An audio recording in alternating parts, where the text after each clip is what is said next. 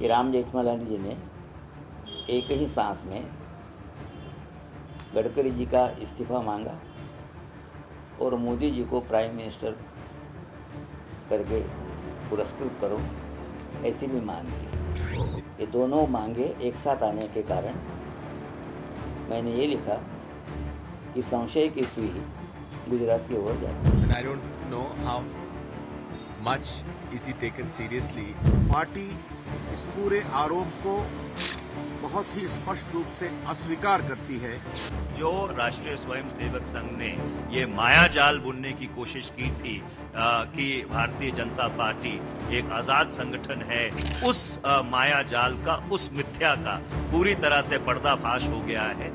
शंका की सुई या उंगली निर्देश मोदी जी की तरफ किया, सारी हकीकत सामने आ जाएगी तो ये पता चल जाएगा कि मोदी जी का इस पूरे एपिसोड से कोई लेना देना। जितनी भी साजिश रूलिंग पार्टी करे उसका मुकाबला हम सब मिलकर करेंगे। बीजेपी का मतलब भारतीय झगड़ा पार्टी हो गया है। हमको नहीं लगता है कि नरेंद्र मोदी क्यों कराएंगे गडकरी जी के खिलाफ। जिस तरह से बात बाहर आया वो कहीं ना कहीं अंदर से गया और उसमें किसका हाथ है ये पार्टी को सोचना चाहिए।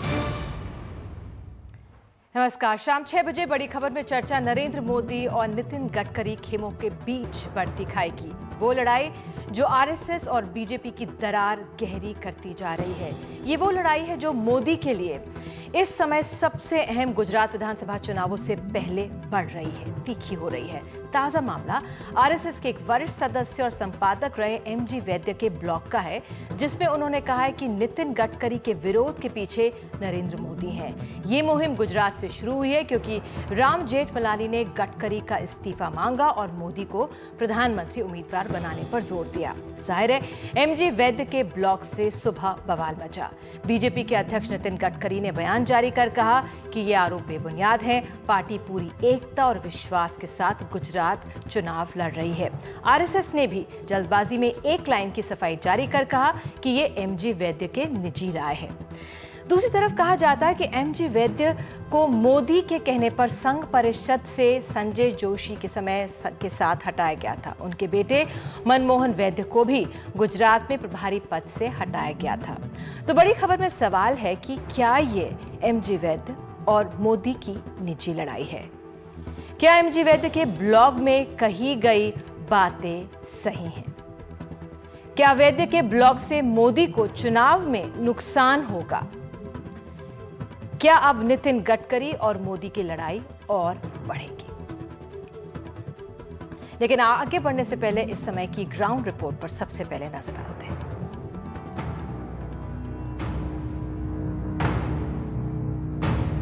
आरएसएस के बुजुर्ग नेता एमजी वैद्य ने अपने ब्लॉग पर जैसे ही लिखा कि नितिन गडकरी पर हो रहे हमलों के पीछे नरेंद्र मोदी का हाथ है, आरएसएस हरकत में आ गया। आरएसएस ने कहा कि ये वैद्य की निजी राय है, जिसे खुद वैद्य ने भी मान लिया। ये मेरा वैयक्तिक मत है। राम जेठमलानी अपना मत रख सकते हैं तो मुझे भी अपना मत रखने का है। वैसे एमजी वैद्य और मोदी के बीच का टकराव पुराना है। वैद्य आरएसएस के सभी ओहदों से हटाए जा चुके हैं और मुखपत्र तरुण भारत का कॉलम भी उनसे लिया जा चुका है। उनके ब्लॉग को गडकरी समर्थकों के पलटवार की तरह देखा जा रहा है। पार्टी इस पूरे आरोप को बहुत ही स्पष्ट रूप से अस्वीकार करती है क्योंकि ये बेबुनियाद है।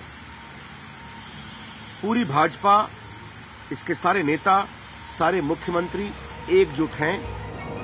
लेकिन गडकरी और मोदी के बीच टकराव हो या नहीं, ये एहसास पार्टी के भीतर है कि कोई अंदर से ही गडकरी के खिलाफ माहौल बनाने की कोशिश कर रहा है। आरएसएस भले ही कहे कि एमजी वैद्य की अपनी निजी राय है, लेकिन बीजेपी में पहले भी कई नेता नरेंद्र मोदी के बारे में विवादित बयान देते रहे हैं और अब आरएसएस के इतने सीनियर लीडर ने नरेंद्र मोदी के बारे में अपनी विवादित राय जाहिर कर दी है। साफ है, आने वाले दिनों में नरेंद्र मोदी के लिए राष्ट्रीय राजनीति की राह आसान नहीं रहेगी। नागपुर से संजय तिवारी के साथ अहमदाबाद से राजीव, एनडीटीवी इंडिया के लिए। तो आगे बढ़ने से पहले हमारे साथ एक खास पैनल आज मौजूद है। हम आपको बता दें, अमिताभ सिन्हा बीजेपी से हमारे साथ मौजूद हैं, यतिन ओझा बीजेपी के नेता हमारे साथ गुजरात से जुड़ रहे हैं, मिस्टर NK सिंह वरिष्ठ पत्रकार और अरुण मोहन हमारे साथ दोनों स्टूडियो में मौजूद हैं।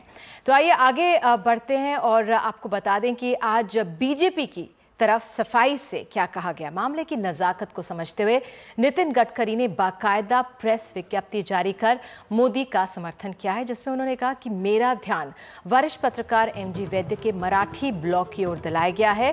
इस ब्लॉग का सार मीडिया के एक वर्ग में भी प्रकाशित किया गया है।